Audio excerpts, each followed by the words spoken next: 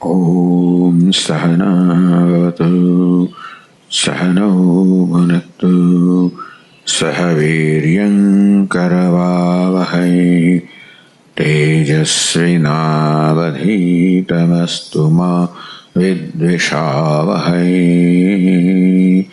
ॐ शान्ति शान्ति शान्तिः।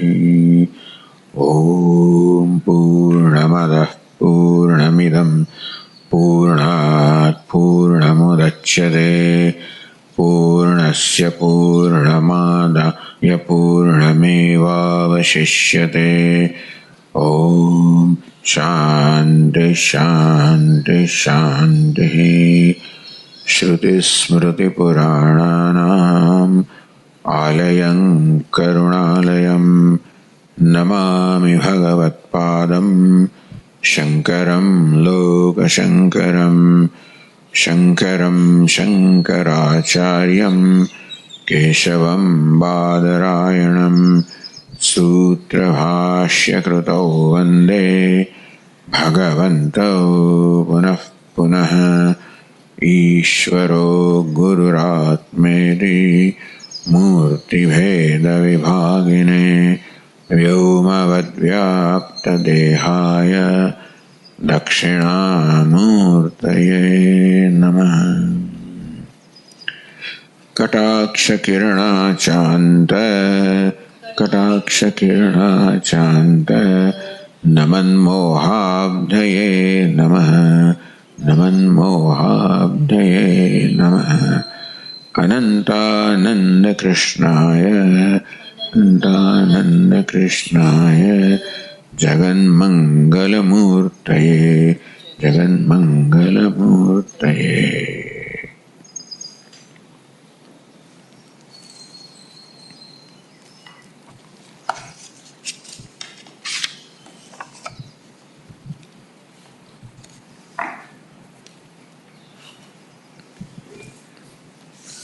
તો 18મા શ્લોકની અવતરણિકામાં કહેવામાં આવ્યું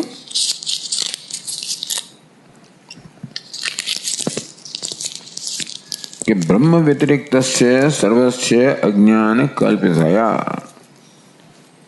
હવે કહેવામાં આવ્યું કે અજ્ઞાન તો કલ્પિત છે અને સ્વયં પોતાનું કલ્પક છે અને તેથી અજ્ઞાનમાંથી ઉત્પન્ન થયેલું સમગ્ર પણ કલ્પના જ છે, મિથ્યા છે. પરમાર્થ અસત્વે તો બ્રહ્મથી અન્ય જે કાંઈ છે એ સર્વ અસત છે, પરમાર્થત છે નહીં. એટલે પારમાર્થિક દ્રષ્ટિએ અધિષ્ઠાન દ્રષ્ટિએ છે જ નહીં, જેમ કે રજ્જુની દ્રષ્ટિએ સર્પ છે જ નહીં. કર્મકાંડસ્ય અપ્રામાણ્યમ સ્યાત તો કર્મકાંડ વેદ જ્ઞાન વેદ સમગ્ર વેદ પણ અપ્રમાણ થઈ જાય. કેમ? કારણ કે વેદ જેની વાત કરે એ જગત છે. તો વેદની વાત કરે એવી સ્વર્ગ કામો યજેતા, જેને સ્વર્ગની કામના હોય એને જ્યોતિષ્ઠોમ યાગ કરવો જોઈએ. આવું જ્યારે કહે ત્યારે સ્વર્ગને સ્વીકારવામાં આવ્યો ને, યજ્ઞને સ્વીકારવામાં આવ્યો, સ્વર્ગની ઈચ્છા કરનારને સ્વીકારવામાં આવ્યો, યાગ કર્મને સ્વીકારવામાં આવ્યું, કર્મના ફળને સ્વીકારવામાં આવ્યું. આ વેદ બધાને આવું સ્વીકારતા ન હો તો તમે આદેશ આપી જ ના શકો ને. એટલે વેદ તો આ બધી વસ્તુને સત્યતા આપતો એવું જણાય છે. આપના કેવા પ્રમાણે સ્વર્ગ અને બધી વસ્તુઓ કલ્પના જ હોય, આમાંની કોઈ વસ્તુ વાસ્તવમાં હોય જ નહીં. તો વેદ શેની વાત કરે છે? જે છે જ નહીં એની વાત કરે છે ને. જે અધિકારી વાસ્તવમાં છે જ એને કે તું યજ્ઞ કર. જે સ્વર્ગ વાસ્તવમાં છે જ નહીં એ તને પ્રાપ્ત થશે. અર્થાત વેદ જેની વાત કરે છે પછી વસ્તુ છે જ નહીં, તો પછી વેદના વચનમાં એનો અર્થ જ ના રહે ને. સ્વર્ગ નામની વસ્તુ હોય જ નહીં પરમાર્થમાં, તો ભાઈ ક્યાં શેને મેળવવાના? પેલો અધિકારી નથી, કશું નથી. તો વેદ શેની વાત કરે? જે વસ્તુ છે જ નહીં વાત કરે છે. તો પછી એના વચનના આપણે પ્રમાણ કેમ ગણી શકીએ? અને તમે જ્ઞાન કાંડમાં આવો તો પણ એવું જ થયું. ત્યાં વિધિ છે આત્માવારે દ્રષ્ટવ્ય, આત્માના દર્શન કરવા જોઈએ, એ મળે શ્રવણ કરવું જોઈએ, મનન કરવું જોઈએ, નિધિધ્યાસન કરવું જોઈએ. કોને માટે? કોણે? મુમુક્ષુએ. તો જ્ઞાન કાંડ પણ એક મોક્ષને સ્વીકારે છે, મુમુક્ષુને સ્વીકારે છે, સાધન જ્ઞાનને સ્વીકારે છે. એ મળે શાસ્ત્ર વિચારને શ્રવણ બધા સ્વીકારે જ છે ને. તો મોક્ષ પણ હોય જ નહીં તો આ બધી વસ્તુ પણ વ્યર્થ જ થઈ ને. તો કર્મકાંડ જેમ વ્યર્થ વસ્તુની વાત કરે છે તેમ જ્ઞાન કાંડ પણ, તેથી બંને અપ્રમાણ થયા. આ પ્રકારની શંકાનો સ્વીકાર કરે છે કે વાત બરાબર છે તારે. પ્રશ્ન એ છે કે તમે જે શંકા કરો છો એટલે કર્મકાંડની નિરુપયોગીતા જુઓ છો તમે, કે વેદની નિરુપયોગીતા જુઓ છો. અમને કહો કે ભાઈ એ જ્ઞાન થયા પછીની વાત છે કે જ્ઞાન થયા પહેલાની વાત છે. આ વેદની નિરુપયોગી તો વેદ પોતે જ કહે છે. વેદના વાક્યોની નિરુપયોગિતા તો વેદ પોતે જ કહે છે કે માણસ જ્યારે ગૃહસ્થાશ્રમમાં પ્રવેશ કરે ત્યારે એ બ્રહ્મચર્ય આશ્રમ હતો, તે જે પ્રકારના બધા આદેશો અને જે પ્રકારની કરનું કર્તવ્ય લાગુ પડતું એ કશું લાગુ પડતું નથી, એનો બાદ થઈ ગયો. આમ વેદ પોતે જ પોતાનો વાત કરે છે. વેદ જ્યારે એને જ મનુષ્યને હવે કે તું આમ કર, આમ ગૃહસ્થ તરીકે એની બધી ફરજો જુદી હોય. એટલું જ નહીં, પરંતુ બ્રહ્મચારી કે એની વસ્તુઓ તો એને છોડી દેવાની હોય, બ્રહ્મચર્ય જ છોડી દેવાનું હોય, અને ગુરુકુળ નિવાસ છોડી દેવાનો હોય. એટલે આ બ્રહ્મચર્ય એનું પોતે જ વાત કર્યો. તો એટલે ગૃહસ્થ આશ્રમ અને બ્રહ્મચર્ય આશ્રમ સાથે એના સંભવી શકે. માટે વેદ પોતે જ બ્રહ્મચર્ય આશ્રમ આને માટે એને બધા કર્તવ્યોનો બાદ, એટલે વેદ પોતે જ પોતાનો બાદ કરે છે. એટલે વેદના વાક્યનો બાદ થવો એમાં કઈ નવું નથી. ક્યારે? પછી. આમ જ્યારે બ્રહ્મચારી હતો ત્યારે બધા પ્રકારના વિધાન લાગુ પડતા હતા, પરંતુ બ્રહ્મચર્ય આશ્રમ પછી એ બધાનો બાદ થઈ ગયો. તેમ ગૃહસ્થ આશ્રમમાં છે ત્યાં સુધી એના બધા વિધાનો લાગુ પડે. એ સંન્યાસમાં પ્રવેશ કરે ત્યારે હવે ગૃહસ્થ આશ્રમ કોઈ કર્તવ્ય લાગુ ના પડે. પહેલા વસ્તુ એવી છે ને કે વૈદિક યજ્ઞ કરવા માટે પહેલા તો પતિ ને પત્ની બે જોઈએ. પાંગતમ કર્મ આ બધી વાત. તો સંન્યાસ આશ્રમ એ બધું છોડી દીધું. એ કર્મ અધિકાર રહ્યો નથી એને. અર્થાત ત્યારે પણ બધા કર્મનો વેદ પોતે જ બાદ કરે છે. એટલે આ રીતે જ્યારે અવસ્થા બદલાય ત્યારે પહેલાની અવસ્થાના કર્મનો અવસ્થાનો બધું વાત થઈ જાય. તે રીતે જ્ઞાન થયા પછી જ્ઞાન પહેલાની જે વસ્તુ હતી એનો બાદ થાય એ તો સમજી શકાયું છે ને. એટલે કર્મકાંડ છે કે વેદ આ પ્રમાણ છે. એ વાત તમે કહેતા હો કે ભાઈ જ્ઞાન થયા પછી વેદ પ્રમાણ છે, તો બરોબર, અમે સ્વીકારીએ છીએ. વેદાંત કે અમે પણ વેદનું પ્રામાણ્ય સ્વીકારીએ છીએ, જો એ જ્ઞાન પછીની અવસ્થા માટે હોય તો. પણ જ્ઞાન પહેલાની અવસ્થા, અજ્ઞાન અવસ્થામાં તો વેદનું પ્રામાણ્ય છે. તો 18મા શ્લોકમાં કહે છે, ચાલો વાંચીએ. આત્મા જ્ઞાન મહાનિદ્રા, આત્મા જ્ઞાન મહાનિદ્રા, જુંભિતેસ્મિન જગન્મયે, જુંભિતેસ્મિન જગન દીર્ઘ સ્વપ્ને સ્ફુરન્ત્યેતે, સ્વર્ગ મોક્ષાદિ વિભ્રમાઃ.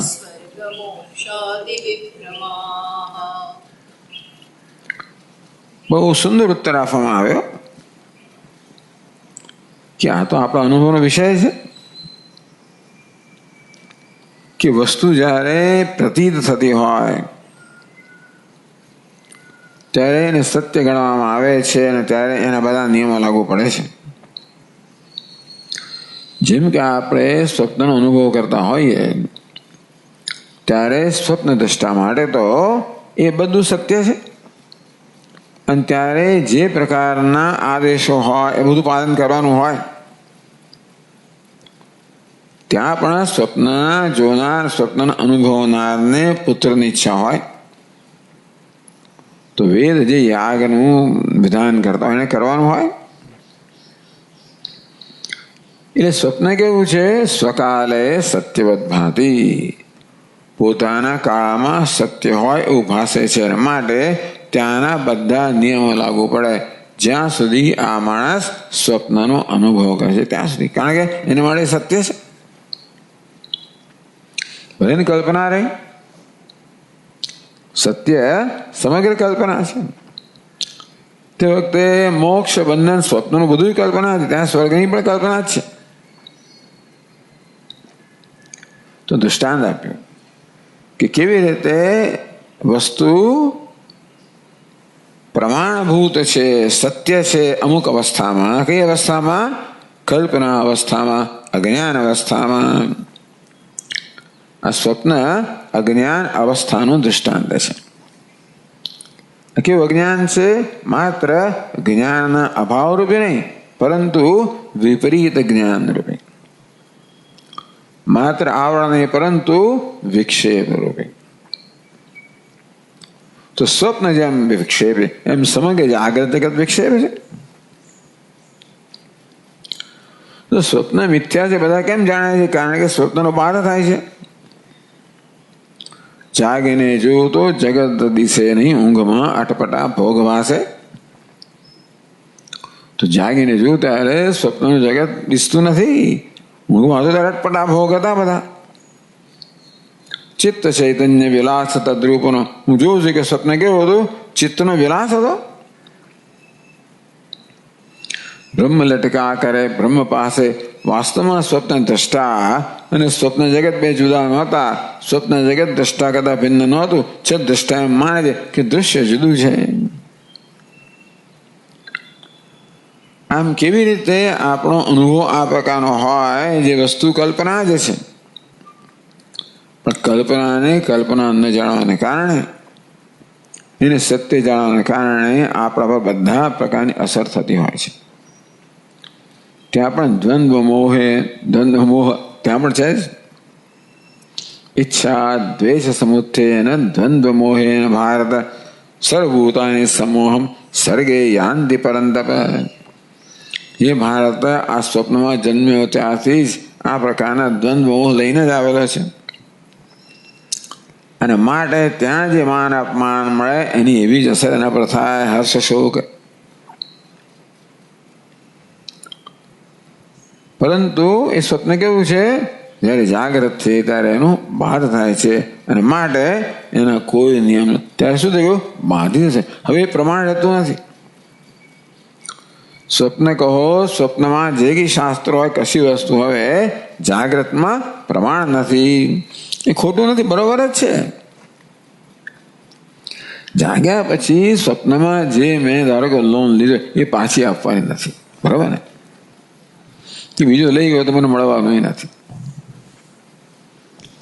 એટલે સ્વપ્નના જે કે બધા નિયમો હતા એ કશું જાગ્રતમાં એ બધાનો બાધ થઈ ગયો. એ અનુભવનો વિષય છે. તો એક અવસ્થામાં જે વસ્તુ લાગુ પડે છે એનો બીજી અવસ્થામાં બાધ થઈ જાય, એ તો આપણો અનુભવ છે સ્વપ્ન જાગ્રતનો. તેવી રીતે જ્ઞાન અવસ્થામાં જે આ બધા નીતિ નિયમો છે, કર્તવ્ય કર્મ છે, એમાં નિયોગ છે અપૂર્વ નામનો, એટલે આદેશ છે, વિધિ છે. નિયોજ્ય સ્વર્ગની કામના કરનારા કેવો છે? જેને આદેશ કરવામાં આવ્યો છે, આદિષ્ટ. યાગનું સાધન શું છે? યાગ. ફળ શું છે? સ્વર્ગ. આ બધી વસ્તુઓ સત્ય છે જ્યાં સુધી એમની કલ્પિતતા જાણવામાં નથી આવી ત્યાં સુધી. કલ્પિતને સત્ય માનવામાં આવતો હોય ત્યાં સુધી એને માટે સત્ય જ છે, માટે એ બધા નિયમોનેથી બંધાયેલો છે. ત્યાં સુધી એ બધું પ્રમાણભૂત છે. તો અત્યારે આપણે દીર્ઘ સ્વપ્નમાં છીએ. જેને જાગ્રત કહેવામાં આવે છે દીર્ઘ સ્વપ્ન છે. અને વેદ વગેરેનો ભાગ છે, માટે અહીંયા બધા નીતિ નિયમો બધા લાગુ પડે. અત્યારે પ્રમાણ છે. એટલે જાગી જઈશું ત્યારે પછી સ્વપ્નના આ શાસ્ત્રો પછી પ્રમાણભૂત ને એ ઈચ્છનીય છે. માણસ મુક્ત થયા પછી બધું કરવું પડે. ગૃહસ્થાશ્રમ ગયા પછી બધા બ્રહ્મચર્ય નિયમો પાલન કરાવો તો કેવી રીતે પત્તો લાગે? બે સાથે હોય ના શકે ને. તેમ આ બંધન કે અજ્ઞાન દશાના જે બધા નિયમ હતા એ વળી પાછા મુક્ત અવસ્થામાં લાગુ પડવાનો હોય તો એ અવસ્થા મુક્તિ જ ના થાય ને. એટલે બહુ જ ઉત્તમ દ્રષ્ટાંત આપવામાં આવ્યું સ્વપ્નનું, કે કેવી રીતે બધા નિયમો સાચા પ્રમાણભૂત હોય. સ્વપ્નની અવસ્થા જ્યાં સુધી વિદ્યમાન છે ત્યાં સુધી, અને એ અવસ્થાનો બાધ થતા બધા નિયમોનો બાધ થઈ જાય. તો એ ટીકાકાર સમજાય આ રીતે: આત્મા જ્ઞાન મહાનિદ્રા જૃંભુતે અસ્મિન જગન્મયે દીર્ઘ સ્વપ્ને. જગન્મયે દીર્ઘ અસ્મિન એટલે આ એટલે શું? જે આપણા અનુભવનો, આ એટલે આપણી સમક્ષ છે, અનુભવનો વિષય છે. એ સાતમી વિભક્તિ. જગન્મયે કઈ વિભક્તિ? સાતમી વિભક્તિ. દીર્ઘ સ્વપ્ને કઈ વિભક્તિ? સાતમી વિભક્તિ. એટલે આ બધું એક સાથે. અસ્મિન જગન્મયે દીર્ઘ સ્વપ્ને. આ જગતરૂપી દીર્ઘ સ્વપ્ન ક્યાંથી ઉત્પન્ન થયું? આત્મ અજ્ઞાન મહાનિદ્રા જૃંભિતે. આત્માના અજ્ઞાનરૂપી મહાનિદ્રામાંથી જેની કલ્પના કરવામાં આવી. આ સ્વપ્નની કલ્પના નિદ્રામાંથી થાય છે. માણસ નિદ્રામાં હોય, અર્થાત આ સ્થૂળ જગતથી નિદ્રામાં હોય. સ્થૂળ જગતમાંથી બધા વ્યવહારને સંકેલી લેવામાં આવ્યો હોય. જ્ઞાનેન્દ્રિયો કર્મેન્દ્રિયો કશી વસ્તુ સાથે હવે એનો સંબંધ નથી, ત્યારે સ્વપ્ન જગત હોય. એટલે જાગ્રત અવસ્થા, જાગ્રત વિશ્વ, આ બધાનો જ્ઞાન જે ક્યાં છે? સ્વપ્ન. પેલું જે તેજસ છે એ જાણતો નથી પોતાનું વાસ્તવિક સ્વરૂપ તો વિશ્વ છે. એ જાણતો નથી કે સ્વપ્ન જે જોઈ રહ્યું છે એ મિથ્યા છે. આત્મ અજ્ઞાન મહાનિદ્રા જૃંભે કે આત્મ અજ્ઞાનમ કે છે પ્રત્યેગાત્મ આશ્રય વિષમ અજ્ઞાનમ. આત્મા કોને કહેવાય? પ્રત્યેક આત્મા. કે ઘણી વસ્તુ મળે આત્મા શબ્દ વપરાતો હોય. ક્યારેક દેહને પણ આત્મા કહીએ, મન બુદ્ધિના આત્મા કહીએ. એટલે શ્લોકમાં આત્મા શબ્દ વાપરવામાં આવ્યો. ટીકાકાર સ્પષ્ટ કરે છે પ્રત્યેક આત્મા, અંતરતમ આત્મા, મુખ્ય અર્થમાં આત્મા. કયો? સચ્ચિદાનંદ. અજ્ઞાનમ આત્મન અજ્ઞાનમ આત્મ અજ્ઞાનમ. આત્મનું જ્ઞાન એટલે આત્મજ્ઞાન. કયો સમાસ થયો? ષષ્ઠી તત્પુરુષ થયો. એટલે આત્મા કે પ્રત્યેક આત્મા. પ્રત્યેક આત્માનું અજ્ઞાન એટલે શું? તો કહે છે આશ્રય વિષયમ અજ્ઞાનમ. આત્માશ્રયમ અજ્ઞાનમ આત્મ વિષયમ અજ્ઞાનમ. ભાઈ આ આત્માનું જ્ઞાન જે છે, કેમ તો અવાજ કરે છે ભાઈ? હા,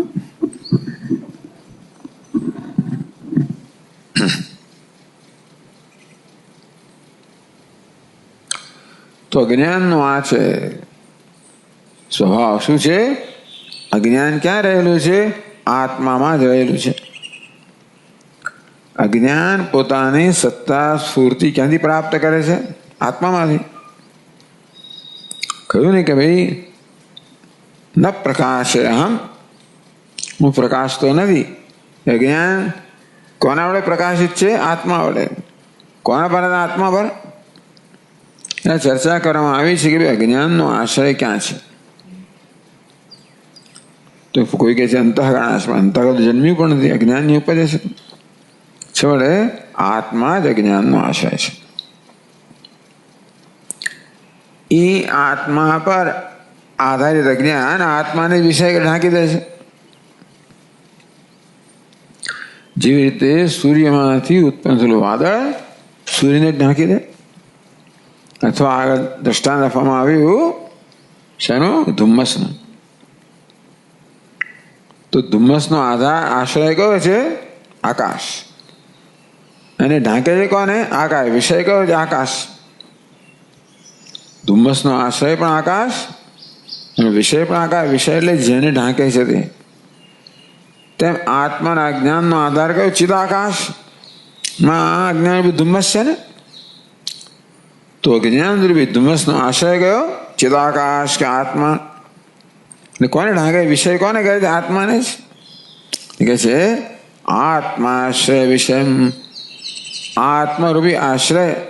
આત્મા આશ્રય યસ્ય તત આત્માશ્રય. જેનો આત્મા જેનો આશ્રય છે. આત્મા વિષય યસ્ય તમાત્મ વિષય. આત્મા જેનો વિષય છે તો જ્ઞાન. આ બંને બહુવ્રીહી સમાસ થયા. આત્માશ્રયમ આત્મ વિષયમ. બહુવ્રીહી સમાસ કોણ કહે? અન્ય પદ પ્રધાન, જેનું નામ આવતું જ ના હોય. આત્માશ્રયમાં અજ્ઞાન નામ આવતું જ નથી ને, આત્મ વિષયમાં આવતું નથી. અન્ય પદની પ્રધાનતા ધરાવનાર સમાસને બહુવ્રીહી સમાસ કહેવાય. તો આવું જે અજ્ઞાન આત્મ અજ્ઞાનમ એ શું છે? મહાનિદ્રા જૃંભિતે. આત્મ અજ્ઞાન મહાનિદ્રા જૃંભિતે. આત્મન અજ્ઞાનમ એ આત્મન એટલે આત્મ વિષયમ આત્માશ્રયમ આત્મ વિષય. એ છઠ્ઠી વખતે એ છે એ બંને આશ્રય અને વિષય બંને બતાવે છે. તો આત્મ અજ્ઞાન મહાનિદ્રા જૃંભિતે. મહાનિદ્રા તદેવ મહતી નિદ્રા. આત્મ અજ્ઞાનમ એવ મહતી નિદ્રા. તો એ પણ સમાસ થયો. આત્મ જ્ઞાન છે એ જ મહાન નિદ્રા છે ને આત્મ અજ્ઞાન મહાનિદ્રા કહેવામાં આવી. પછી મહાનિદ્રા મહતી નિદ્રા એટલે મહાનિદ્રા એ પણ સમાસ થયો. મહત અને નિદ્રા થઈને મહાનિદ્રા થયું. મહતી નિદ્રા એટલે મહાનિદ્રા. કેમ એને મહાનિદ્રા કહેવાય? અનાદિ કાલમ આરભ્ય પ્રવૃત્તત્વાત. દીર્ઘ બહુ લાંબી નિદ્રા છે. કેમ? અનાદિકાલમ આરભ્ય. અનાદિકાળથી આરંભ કરીને જે પ્રવૃત્ત છે એવી આ અજ્ઞાન રૂપી નિદ્રા. અજ્ઞાન રૂપી નિદ્રા.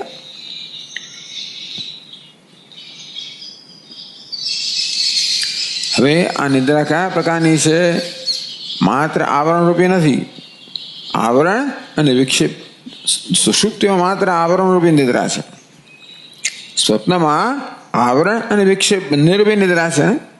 કહે છે કે સ્વરૂપ આવરણ પૂર્વક વિપરીત હેતુત્વાચ. એક તો મહાનિદ્રા કહેવામાં આવી. મહતી નિદ્રા. મહતી કેમ છે? અનાદિકાળથી જેનો આરંભ થયો છે માટે મહાનિદ્રા છે. નિદ્રા કેમ છે? કારણ કે એ સ્વરૂપને આવરણમાં કરે છે અને ત્યાં વિક્ષેપ કે વિપરીત હેતુ જન્માવે છે. અર્થાત આત્માના વાસ્તવિક આવરણ કરે છે. હું જાણતો નથી હું કોણ છું. મારી જાતને હું સ્વપ્ન દ્રષ્ટા લેતો હોઉં, જાગ્રત દ્રષ્ટા તૈયસ માનતો હોઉં. એ શું છે? વિપરીત હેતુ.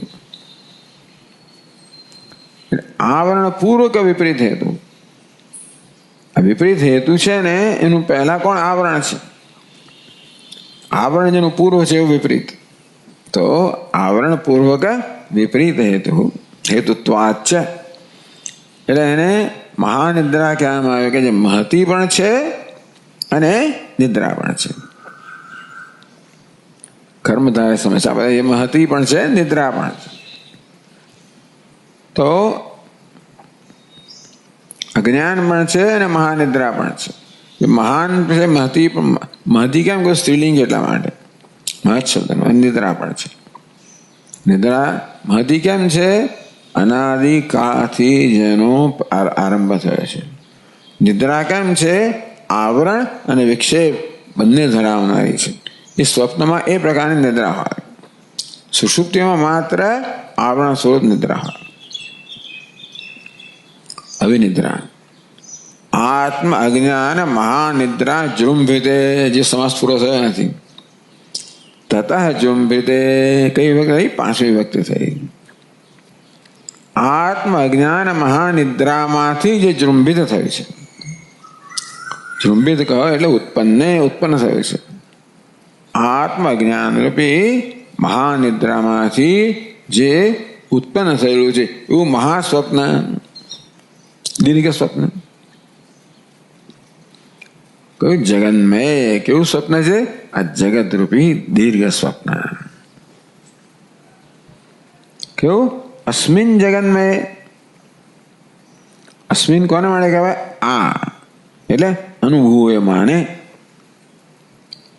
એટલે અસ્મિન, અસ્મત શબ્દ, આ કોને માટે કહીએ?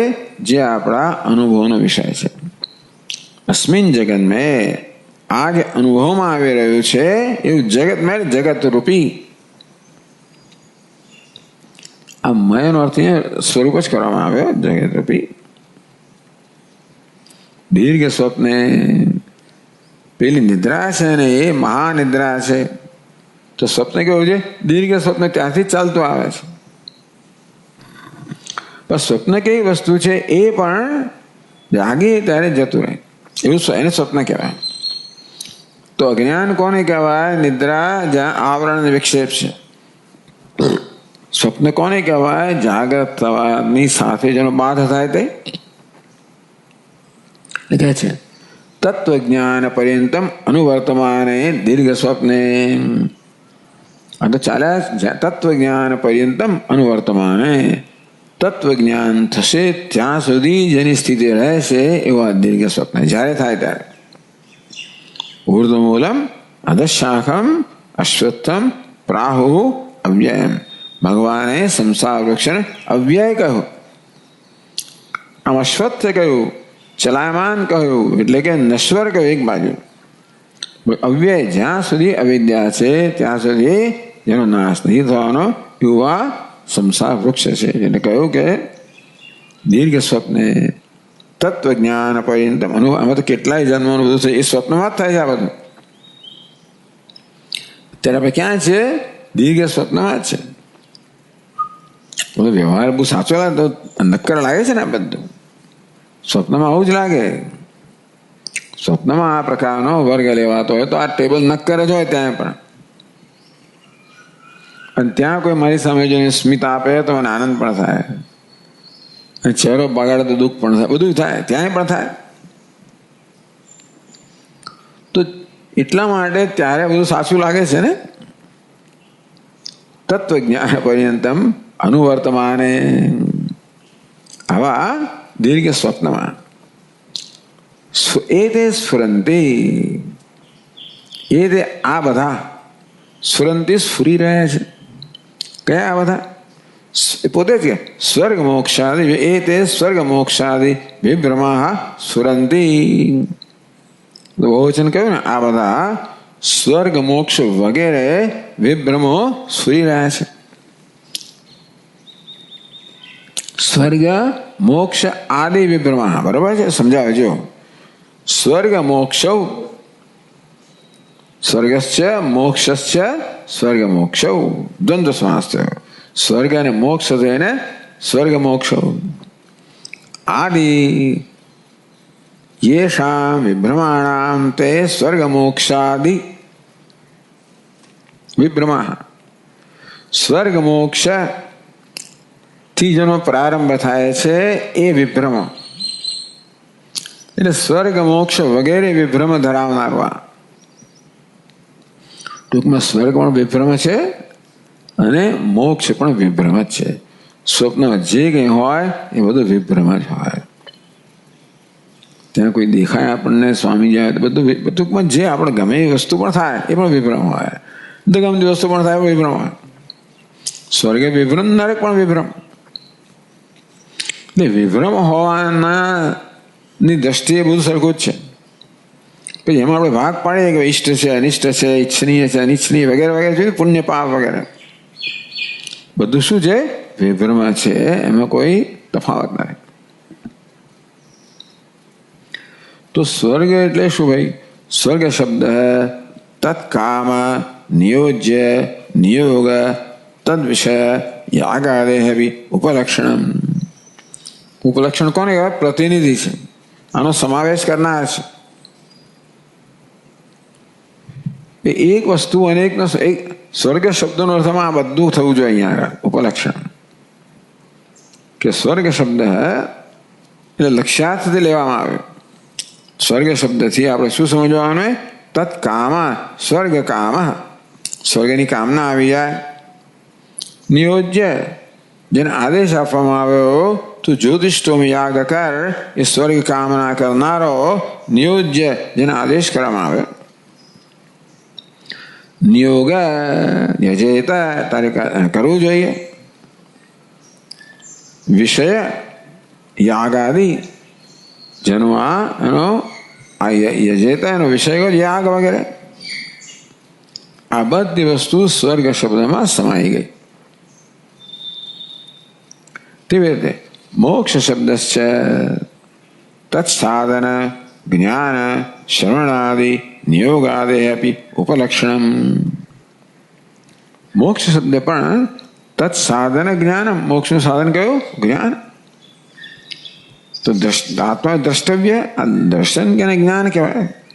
ક્યારે થાય? શ્રોતવ્ય, મંતવ્ય, નિધિધ્યાસિતવ્ય.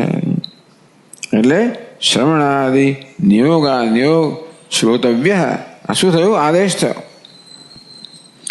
શ્રોતવ્ય, મંતવ્ય, શ્રવણ, મનન, નિધિધ્યાસન શું થઈ ગયું? આ નિયોગ, આ વિધિ છે. આ બધું આમાં આવી ગયું. ટૂંકમાં મોક્ષ શબ્દથી મોક્ષ પણ આવ્યું, જ્ઞાન પણ આવ્યું, જ્ઞાનનું સાધન શ્રવણાદિ બધું આવ્યું. આ બધું શું? વિભ્રમ છે. જ્યાં સુધી આપણે એને વિભ્રમ જાણતા નથી ત્યાં સુધી. સર્પ સાચો છે કોના માટે? જેને સર્પના ભ્રમપણાનું જ્ઞાન નથી, એના માટે સાચો છે. હવે સ્વર્ગ મોક્ષ આદિ, સ્વર્ગનો અર્થ સમજાવ્યો, સ્વર્ગ શબ્દનો અર્થ સમજાવ્યો કે એમાં આ બધાનો સમાવેશ થાય. મોક્ષ શબ્દનો અર્થ સમજાવ્યો, એમાં આ બધાનો સમાવેશ થાય. તો આદિ, આદિ શબ્દ લૌકિક વ્યવહાર અનુકૂળ પુત્ર મિત્ર આદિ સંગ્રહાર્થ. સ્વર્ગ મોક્ષ આદિ એટલે વગેરે વગેરે. એટલે કોણ?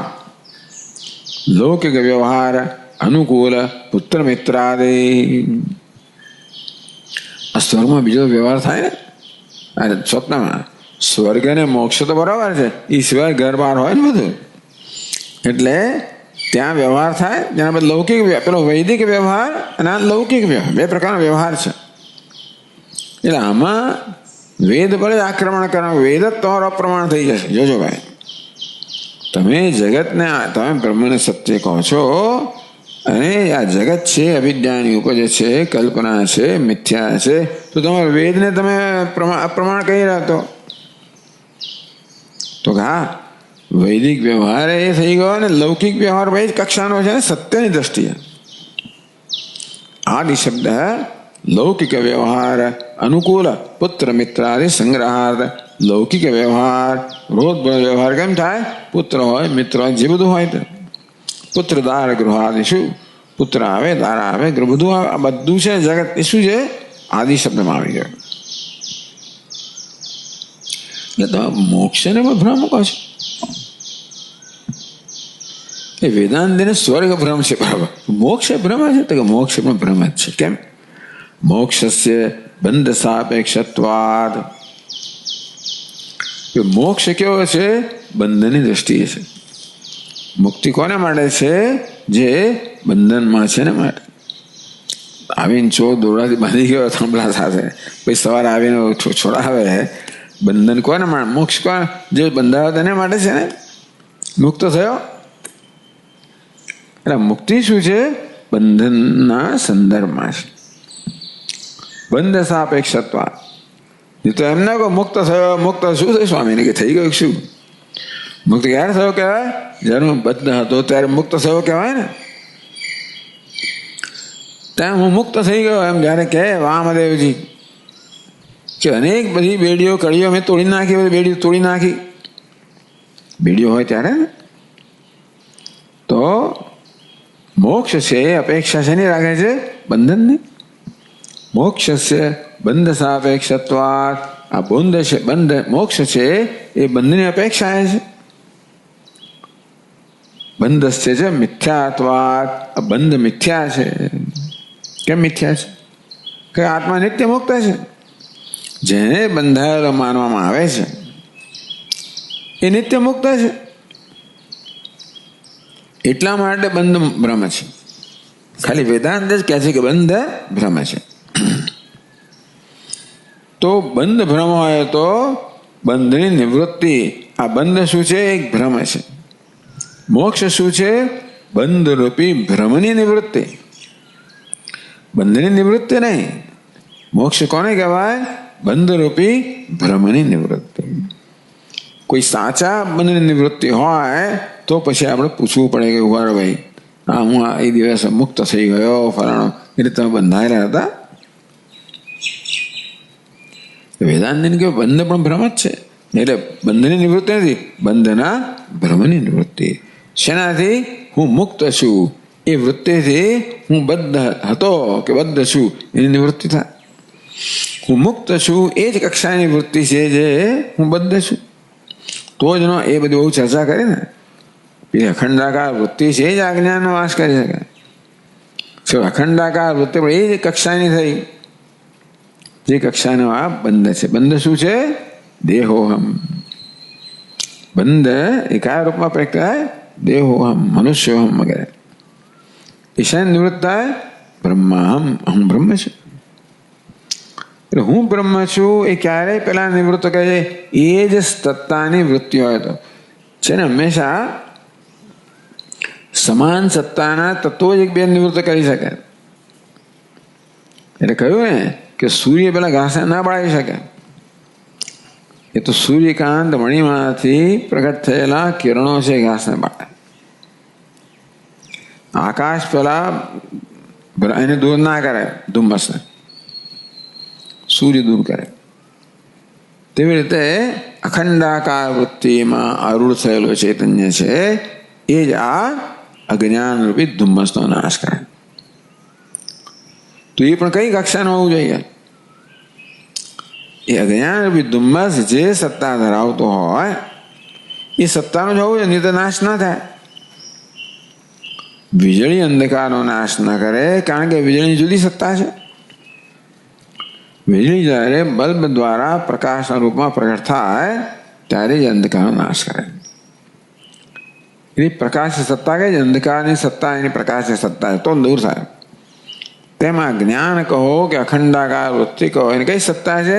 એ સત્તા જેવી અજ્ઞાનની છે. અને તે અજ્ઞાન મિથ્યા તો એ પણ મિથ્યા જ થયો.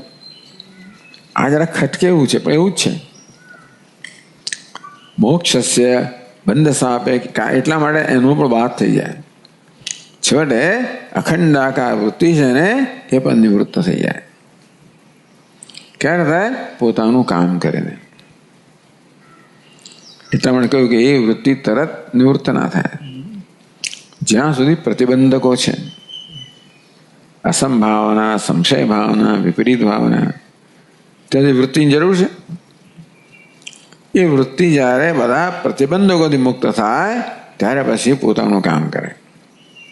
કત કરેણવત અજ્ઞાન કલુષમ જીવમ જ્ઞાનાભ્યાસાત વિનિર્મલમ કૃત્વા જ્ઞાનમ સ્વયં નશ્યેત જલમ કત કરેણવત.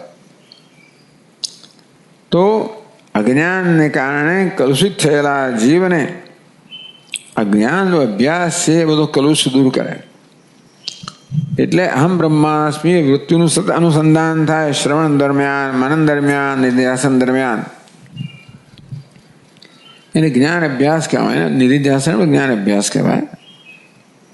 પણ આ બધા અજ્ઞાન કલુષમ, અજ્ઞાનથી કલુષિત થયેલો જીવ છે ને, અસંભાવના, સંશય ભાવના, વિપરીત ભાવના, એ કાલુષ્યને કોણ દૂર કરે? પવન હોતા એને. હા, ઓકે. પવન જોઈએ એક બાજુ. બંધ કરે, બહુ પવન આવે છે. રાઈટ.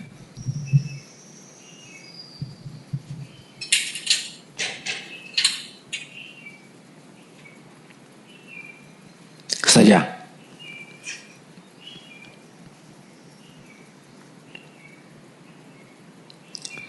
મોક્ષસ્ય બંધ સાપેક્ષત્વાત્.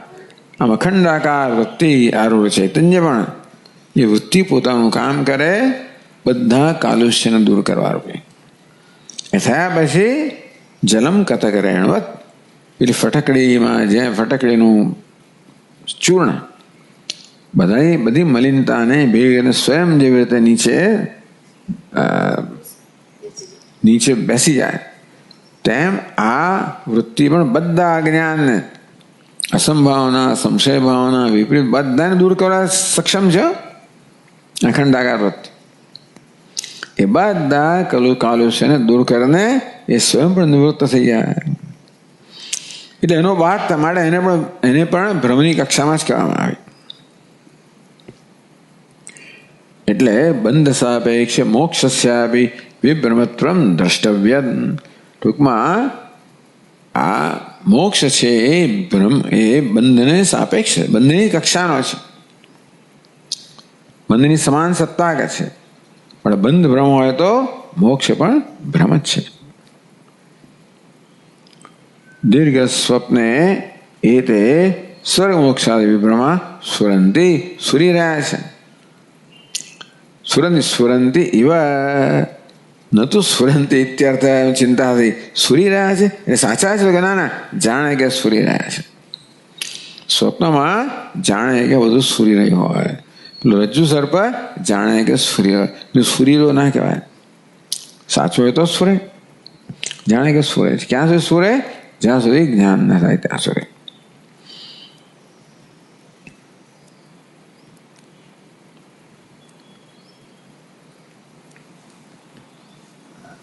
એટલા સમજાવે છે. અયમ ભાવ. ટૂંકમાં પહેલા આ શ્લોકનો જે અક્ષરાર્થ આપ્યો, શબ્દાર્થ આપ્યો, સમજાવ્યો. એ શ્લોક દ્વારા હવે શું આપણને કહેવાનું તાત્પર્ય સમજાવે છે. અયમ ભાવ તત્વજ્ઞાનાત પૂર્વકાલે વ્યાવહારિક સત્ય સર્વસ્ય જગત નિયોજ્ય નિયોગાદે સત્વેન. તત્વજ્ઞાનાત પૂર્વકાલે.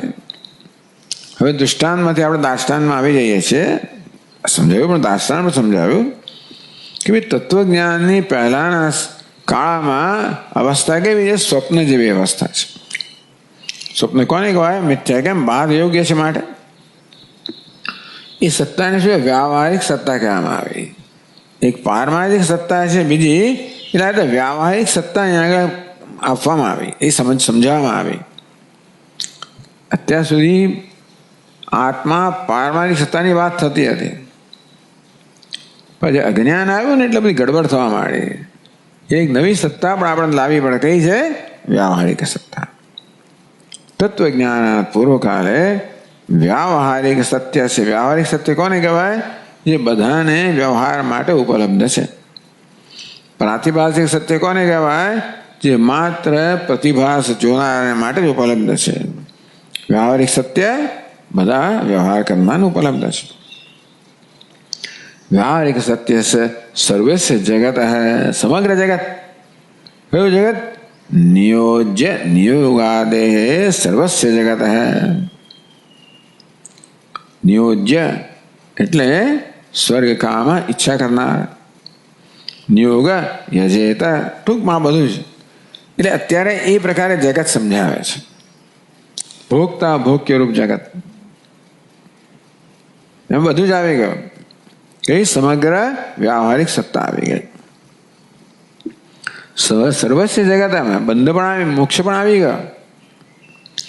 સત્વેના ટૂંકમાં તત્વજ્ઞાનાત પૂર્વકાલે સત્વેના, તત્વજ્ઞાન પહેલાના કાળમાં આ વ્યાવહારિક સત્તા છે ભાઈ,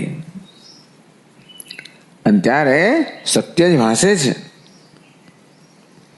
પ્રબોધાત પૂર્વમ સ્વપ્નાદૌ એવ, પ્રબોધ જાગી જાઓ, જાગી ગયા પહેલા સ્વપ્ન વગેરેમાં જેવું છે. સર વ્યવહાર ઉપત્તે સ્વપ્નાદૌ ઈવ પાછું સ્વપ્નાદૌ, ચાલો સ્વપ્ન વગેરે ખબર નહીં બીજી જે અવસ્થા હોય તે સ્વપ્ન જેવી અવસ્થા.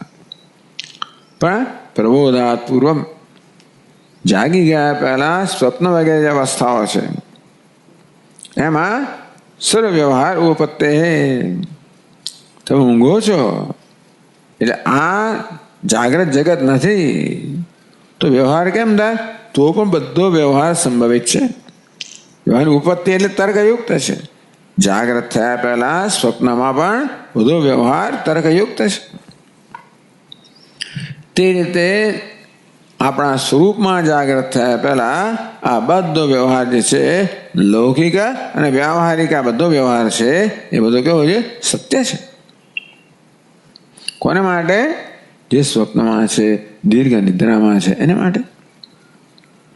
તેથી કર્મકાંડ પ્રામાણ્યમ, ત્યાં સુધી આ જગત સત્ય છે અને વ્યવહાર સત્ય છે, ત્યાં સુધી મારી ઈચ્છાઓ સત્ય છે, ત્યાં સુધી સ્વર્ગ પણ સત્ય છે, ત્યાં સુધી યાગ પણ સત્ય છે, બધું સત્ય છે. તસ્ય વ્યાવહારિક પ્રામાણ્ય છે સત્વાત, અને તેથી ત્યાં સુધી કર્મકાંડ પ્રમાણભૂત છે. એટલે જ્ઞાન થયા પછી કર્મકાંડ પ્રમાણભૂત રહેતું નથી. મળે ક્યારેય પ્રમાણભૂત નથી એવું નથી. જ્ઞાન થયા પહેલા પ્રમાણભૂત છે. એનું દ્રષ્ટાંત આપ્યું સ્વપ્નમાં. જાગ્રત થયા પછી પેલું કશું પ્રમાણભૂત નથી. મારા $100 પાછા આપશે ને $100, ક્યાં વાત કરે, શું વાત કરે છે? ખાલી રાતે જમવાનું કેવું લાગ્યું? કયું જમવાની વાત કરો? કેમ બધા આવે? આખી આપણે ઘરે પાર્ટી હતી ને, કેવું આ બનાવ્યું તે બનાવ્યું. એ કશી વસ્તુ જાગ્યા પછી પ્રમાણભૂત રહેતી. ત્યારે બધું પ્રમાણભૂત હતું. જે વાતોના વડા ચાલતા હતા અને જે બધી આનંદ થતો હતો બધો, થોડુંક વધારે મૂકો. પેલો ફ્રેન્ચ લોકો હોય તો જે આવે ને બીજું આમ મૂકે ને તે મૂકે. બ્રેકફાસ્ટમાં પેલો કોફી પાછો પૂરી કરે, પાછું બીજું પૂરી, આટલો બડો બ્રેડ એમ વ્યવસ્થિત મધ લગાવે. અને કોફી કડવી ઝેર જેવી, એમાં બોળીને ખાય. એ વાડકા ને વાડકા કોફી પૂરી થતી જાય, ગપ્પા મારતા જાય, બહુ વાતોડિયા લોકો. એ બધું ચાલતું હતું ને, ત્યારે બધાનો આનંદ હતો. અને સાથે જે દુઃખ હોય એ બધું હોય. પાછું જેવો ઓફિસ ગયો, બહાર નીકળવા જે શરૂ થઈ જાય સંસાર, ત્યાં સુધી બધું કેવું છે? એ સત્ય હોવાને કારણે પ્રમાણભૂત છે. ત્યાં બધા નિયમોનું પાલન કરવું પડે. સ્વપ્નમાં આપણે નાસ્તો કરતા હોય એ તો જે પણ થતો એ થાય પછી ના તો સ્વપ્ન એવું હોય જ નહીં, ત્યારે તો સાચું જ હોય ને. તો સ્વપ્નમાં હોઈએ ત્યારે જેવી રીતે ત્યાંના બધા નિયમોનું પાલન કરતા હોય અને કરવું જોઈએ, ત્યાં સુધી એ બધા શાસ્ત્રો પ્રમાણભૂત છે. તે કર્મકાંડ પણ આ જ્યાં સુધી જ્ઞાન ન થયું તે વ્યવહાર દશામાં પ્રમાણભૂત છે. એટલે વાંધો નથી. જ્ઞાન થયા બીજા પ્રમાણ થાય માટે જ્ઞાનની પહેલાની દશામાં પ્રમાણ નથી. એટલે હવે થયું શું પાછું કે વેદ પ્રમાણભૂત છે પણ જ્ઞાન થયા પછી પ્રમાણે જતું રહે છે. તાવતા છે તસ્ય ચરિતાર્થત્વે, એટલે ત્યાં સુધી તાવતા છે તસ્ય કર્મકાંડસ્ય ચરિતાર્થત્વે, જ્યાં સુધી વ્યાવહારિક સત્તા છે ત્યાં સુધી આ કર્મકાંડ ચરિતાર્થ છે. એટલે કે એ પોતાનું કામ કરે છે, અસરકારક છે, ઉપયોગી છે, જરૂરી છે. પછી કે હવે થયું શું? જ્ઞાન કાંડ આ કક્ષામાં આવતું નથી. અતત્પરાણામ અગતિકાનામ બ્રહ્મવાક્યાનામ તત્વમસી. આ બ્રહ્મ વાક્ય છે. સર્વમ ખલ્વિદમ બ્રહ્મ. આમ બ્રહ્મ શું છે કે ભાઈ કર્મકાંડ છે એ તો કર્મનું પ્રતિપાદન કરે છે. એમાં આ બધું આવે, પેલો નિયોજ ને નિયોગ ને અંતે ને બધું આવે. આમાં એવું આવે ને, આ તો સિદ્ધ વસ્તુ છે ને, એને માત્ર સિદ્ધ વસ્તુ છે એનું જ પ્રતિપાદન કરે છે. અને એમાં કયું કરવાનું હોતું નથી. ભલે કહ્યું એ લોકો આ બધું દ્રષ્ટવ્ય શ્રોતવ્ય, પણ ખરેખર તો જ્ઞાનમાં કયું કરવાનું ના હોય. જ્ઞાન એમ કેવું છે? વસ્તુતંત્ર. કર્મ છે પુરુષતંત્ર. પુરુષતંત્ર અર્થાત પુરુષના તંત્ર એટલે સ્વતંત્રતા પર આધારિત છે. એટલા માટે એની સ્વતંત્રતાને એને એ સ્વતંત્રતા છે અને એનું બરોબર નિયમિત કરવી પડે. જેમ તેમ કરે ને. પણ આ બધી વસ્તુઓ જ્ઞાન કાળમાં લાગુ પડતી નથી. એટલે અતત્પરાણામ અગતિકાનામ બ્રહ્મવાક્યાનામ. અતત્પરામ એટલે કર્મ પર નથી છે. ગતિકાનામ જે કોઈ ગતિની વાત નથી કરતા, સ્વર્ગ વગેરે. બ્રહ્મવાક્યાના સિદ્ધ વસ્તુની વાત કરે છે ને, જે છે એની વાત કરે છે. સર્વમ ખલ્વિદમ બ્રહ્મ. આ સર્વ બ્રહ્મ છે. આમાં કંઈ કરવાનું કશું નથી, આની કોઈ ગતિ નથી. પરમાર્થ સત્ય એ શેની વાત કરે છે? પરમાર્થ સત્યની વાત કરે છે. સર્વમ ખલ્વિદમ બ્રહ્મ આ વાક્ય છે ને, આ સર્વ બ્રહ્મ છે પરમાર્થ સત્ય વિષયાણામ.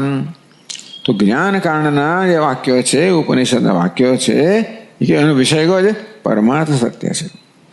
કર્મકાંડના વાક્યો છે, એનો વિષય કયો છે? વ્યાવહારિક સત્ય છે. અને એનો બાદ થઈ જાય છે. એટલે તમે આને પણ ટૂંકમાં આને પણ જોડે ના લઈ શકો.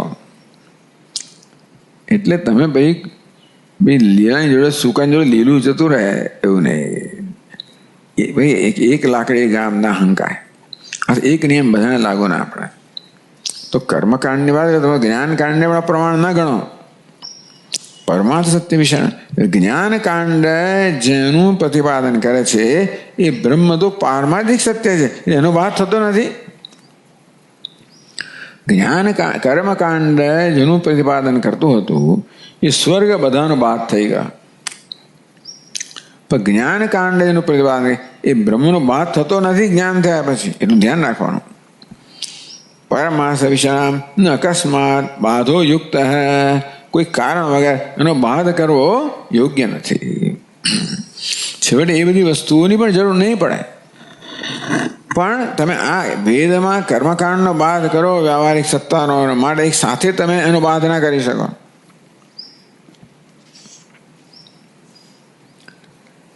તદર્થસ્ય વ્યવહાર અતિતત્વેન વ્યાવહારિક પ્રામાણ્ય અનુપત્તૌ. તદર્થસ્ય આ વેદ વાક્યો છે, અર્થ કયો છે? બ્રહ્મ વાક્યનો અર્થ છે બ્રહ્મ. વ્યવહાર અતિતત્વેન એ વ્યાવહારિક સત્તાના અંતર્ગત નથી. આ કર્મકાંડનો બધો વિષય કયો છે? વ્યાવહારિક સત્તાના અંતર્ગત છે. જ્ઞાનકાંડનો વિષય કયો છે? બ્રહ્મ જે વ્યવહારથી અતીત છે. એટલે વ્યાવહારિક પ્રામાણ્ય અનુપત્તૌ. અને તેથી એને વ્યાવહારિક પ્રામાણ્ય ગણવામાં આવે નહીં. વ્યવહારના વિષયનું પ્રામાણ્ય વ્યાવહારિક પ્રામાણ્ય. આ બધા પ્રત્યક્ષ પ્રમાણમાં કે વ્યાવહારિક પ્રમાણ છે. એ બધા પરમાત્મા કામ ના લાગે. પ્રત્યક્ષ આપણે ભલે દ્વૈતનું દર્શન કરાવતું હોય, પણ બ્રહ્મનું દર્શન થયા પછી એ પ્રત્યક્ષ એ દ્વૈત પ્રમાણભૂત રહેતું નથી. જ્યારે સર્વમ ખલેદમ એ તો પ્રમાણભૂત જ રહે છે. જ્ઞાન થયા પછી પણ પ્રમાણભૂત જ રહે છે. જ્ઞાન થયા પછી પણ આ વસ્તુ અપ્રમાણ નથી બનતી. અહમ બ્રહ્માસ્મિ સર્વમ ખલિદમ બ્રહ્મ આ વાક્યો છે ને એ પ્રમાણભૂત જ રહે છે. એ અહીંયા કહેવા માંગે છે તમે આની જોડે પેલા ના લઈ લેશો, સમાવેશ ના કરશો. વ્યાવહારિક અનુપત્તે ब्रह्मवाक्यानां तात्विक प्रामाण्यस्यापि अंगीकारे किंचिदपि तो अनंगीकारे તમે બ્રહ્મવાક્ય છે એને પણ તમે પ્રમાણ ના ગણો એની જોડે જોડે આ પ્રકારે આપણે કહ્યું સ્વર્ગ, આ મોક્ષ, સ્વર્ગ વગેરે બધી વસ્તુઓ ભ્રમ છે. માટે આખો કર્મકાંડ છે બધો પણ અપ્રમાણ બની જાય છે જ્ઞાન થયા પછી. એમ કરીને જ્ઞાનકાંડનો વિષય બ્રહ્મ છે એને તમે અપ્રમાણ ન ગણી શકો, એનો બાદ નથી થતો. તેથી એને તાત્વિક પ્રામાણ્ય ગણવું પડે. એટલે કે આ વ્યવહારિક પ્રમાણે બ્રહ્મ વ્યવહારિક પ્રમાણે ન ધરાવતું હોય બ્રહ્મ વાક્યો, એ શું છે? તાત્વિક પ્રામાણ્યનો સ્વીકાર કરવાનો છે. એટલે બ્રહ્મવાક્યનામ તાત્વિક પ્રામાણ્યસ્ય અનંગીકારે બ્રહ્મવાક્યો તાત્વિક પ્રમાણ છે. જ્ઞાન થયા પછી પ્રમાણ જ રહે છે, બ્રહ્મ જ રહે છે. હું બ્રહ્મ જ છું. તમે એનો અંગીકાર ના કરો, એનો બાદ તો કે નહીં કિંચિત પ્રામાણ્ય, તો પછી આ બ્રહ્મવાક્યનું કોઈ પ્રામાણ્ય જ ન રહે. આ કર્મકાંડના વાક્યોનું તો વ્યવહારિક પ્રામાણ્ય છે. બ્રહ્મવાક્યોનું પારમાર્થિક કે તાત્વિક પ્રામાણ્ય ન માનો, તાત્વિક પ્રામાણ્ય તો વ્યવહારમાં તો બ્રહ્મ છે નહીં, એટલે વ્યવહારિક પ્રામાણ્ય મેં કહેતા નથી. તો તાત્વિક પ્રામાણ્ય ના સ્વીકાર તો બ્રહ્મવાક્યનું પ્રામાણ્ય જ ન રહે. એટલે કર્મકાંડના વાક્યોનું વ્યવહારિક પ્રામાણ્ય છે અને ઉપનિષદના વાક્યો છે એનું તાત્વિક પ્રામાણ્ય છે. એ પ્રકારે પ્રકાર ભેદેના પ્રામાણ્ય સમગ્ર વેદનું આ પ્રકારે છે. પ્રકાર ભેદથી પ્રામાણ્ય છે. કર્મકાંડના વાક્યો છે એનું વ્યવહારિક પ્રામાણ્ય છે, જ્ઞાનકાંડના વાક્યોનું તાત્વિક પ્રામાણ્ય. એ પ્રકાર ભેદેના પ્રકાર ભેદેન ઉભય પ્રામાણ્ય ઉપત્તૌ. આમ પ્રકાર ભેદથી વ્યવહારિક અને તાત્વિક એ પ્રકારના પ્રકાર ભેદથી ઉભય પ્રામાણ્ય એટલે બંને પ્રમાણ બની ગયા. કર્મકાંડમાં પ્રમાણ છે કેવું પ્રમાણ છે? વ્યવહારિક. જ્ઞાનકાંડ પ્રમાણ છે તાત્વિક. પારમાર્થિક તાત્વિક કહીએ છીએ. સર્વાત્મના તદ અપ્રામાણ્યમ ન યુક્તમ. આ રીતે આ પ્રકારે પ્રકાર ભેદથી જ્યારે આપણે ઉપનિષદના વાક્યોનું પ્રામાણ્ય સમજાવી શકીએ ત્યાર પછી તમે એને અપ્રમાણ ન ગણી શકો.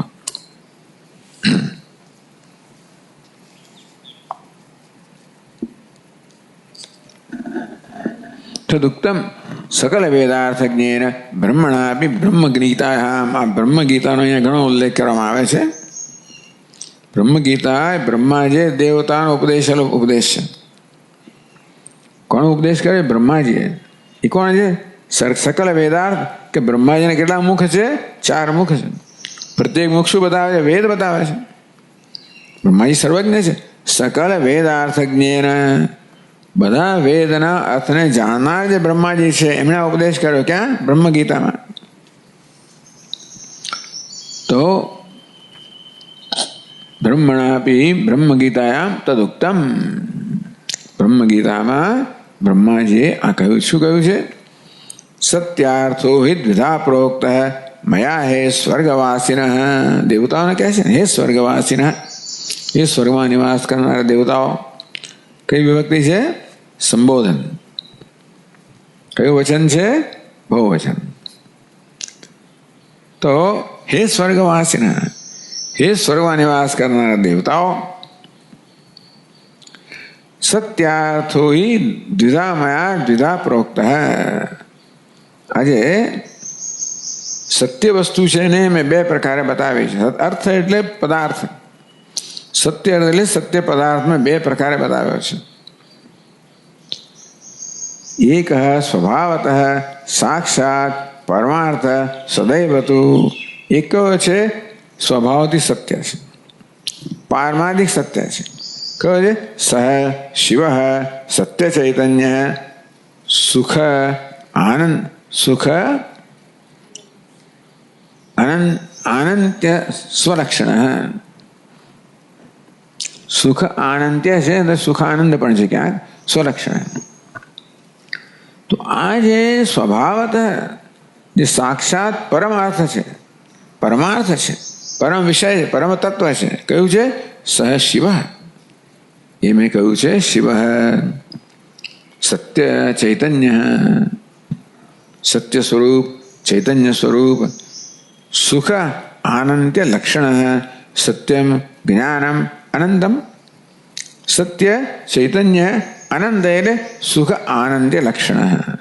સુખ સ્વરૂપ કહો, આનંદ સ્વરૂપ કહો, એવું લક્ષણ ધરાવનાર જે છે એ સાક્ષાત પરમાર્થ, એ પરમ અર્થ છે, એ પરમ તત્વ છે.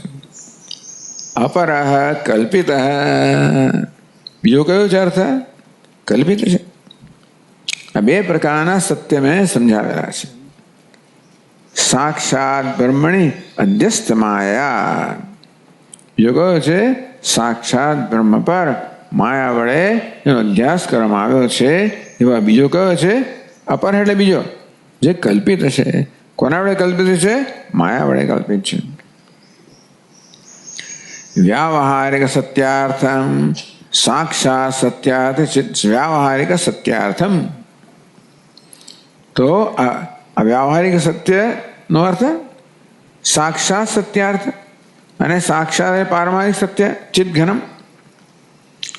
આ પ્રકારે ઉભયમ વક્તે વેદસ્તુ, વેદ આ પ્રકારે બે પ્રકારના તત્વોનું નિરૂપણ કરે છે. એક વ્યાવહારિક સત્ય ધરાવનારો અને બીજું સાક્ષાત સત્ય ધરાવનાર. વ્યાવહારિક સત્ય કોને કહેવાય? જેની સત્યતા કશા પર આધારિત છે. સાક્ષાત સત્ય કોને કહેવાય? જેની સત્યતા સ્વતંત્ર છે. ઉભયમ વક્તે વેદસ્તુ, આ વેદ છે એ આ બંનેની વાત કરે છે. માર્ગા નૈવમ વદંતી, માર્ગ એટલે અહીંયા બીજા પંથ છે ને એ એનું વર્ણન નથી કરતા. આ વેદ છે ને એક જ એવું છે જે આ પ્રકારે બે તત્વોનું વર્ણન કરે છે, પારમારિક સત્ય અને વ્યાવહારિક સત્ય. એક કયું છે? સત્ય. બીજું કયું છે? કલ્પિત. કોના વડે? માયા વડે. અને આ કર્મકાંડનો વિષય કયો છે? તો કલ્પિત સત્ય વિષય વ્યાવહારિક, અને જ્ઞાનકાંડનો વિષય કયો છે? પારમારિક સત્યનો વિષય છે. આ પ્રકારે ભલે બંને વેદના વિભાગે છે, તો એમને આ પ્રકારે પ્રામાણ્ય ગણવું જોઈએ. એક વ્યાવહારિક પ્રામાણ્ય ધરાવે છે, બીજું તાત્વિક પ્રામાણ્ય ધરાવે છે. પછી જ્ઞાની પુરુષ માટે બેમાંથી એકેની જરૂર નથી રહેતી. જેણે સંન્યાસ લીધો છે એના માટે કર્મકાંડ પ્રમાણ નથી, અને જ્ઞાન થયું છે એના માટે આની પણ જરૂર નથી. પ્રમાણ તો છે જ, જે કહે છે એ હંમેશા સત્ય જ રહે છે, પારમાર્થિક સત્ય. એટલે કહે છે અતઃ અદ્વિતીય બ્રહ્મણ એવ પારમાર્થ સત્યત્વેપી વ્યાવહારિક સત્યાર્થત્વેન અર્થવત્વાત ન કર્મકાંડાદિ અપ્રામાણ્યમિતિ. તેથી અદ્વિતીય બ્રહ્મ છે એ જ પરમાર્થ સત્ય છે, ના નથી. અને તો પણ વ્યવહારમાં જરૂરી છે. પેલું તો કે વ્યવહારમાં આવતું જ નથી. વ્યવહારમાં વ્યાવહારિક સત્ય છે એના અર્થને પ્રગટ કરતો હોવાના કારણે કર્મકાંડ વગેરે પણ પ્રમાણભૂત હશે. પછી એમાં તો શ્રુતિ સ્મૃતિ પુરાણ બધું લેતા હશે, એ પ્રકારે પણ પ્રમાણભૂત થાય. આ રીતે બે પ્રકારના પ્રામાણ્યકાર. એટલે કે ભાઈ કર્મકાંડ અપ્રમાણ થતું નથી. તમે કહો કે બ્રહ્મ પારમાર્થિક સત્ય છે, બાકી બધું મિથ્યા કલ્પિત છે, તો કલ્પિત છે પણ એ કલ્પિત જગતમાં પ્રમાણભૂત હશે અને એનું પ્રામાણ્ય બાધિત થઈ જાય છે. પછી તાત્વિક તત્વ છે, એમાં એ સતત રહે છે, એમાં મહાપુરુષ નિષ્ઠ છે. ઓમ પૂર્ણમદ પૂર્ણમિદમ પૂર્ણાત પૂર્ણમુદચ્યતે પૂર્ણસ્ય પૂર્ણમાદાય પૂર્ણમેવાવશિષ્યતે. ઓમ શાંતિ શાંતિ શાંતિ. શંકરમ શંકરાચાર્યમ કેશવમ બાદરાયણમ સૂત્રભાષ્યકૃતૌ વંદે ભગવन्तौ પુનઃ પુનઃ. ઈશ્વરો ગુરુરાત્મેતિ મૂર્તિભેદવિભાગિને વ્યોમવદ્વ્યાપ્તદેહાય दक्षिणामूर्तये नमः। ओम शांति शांति शांति। हरि ओम। श्री गुरुभ्यो नमः। हरि ओम।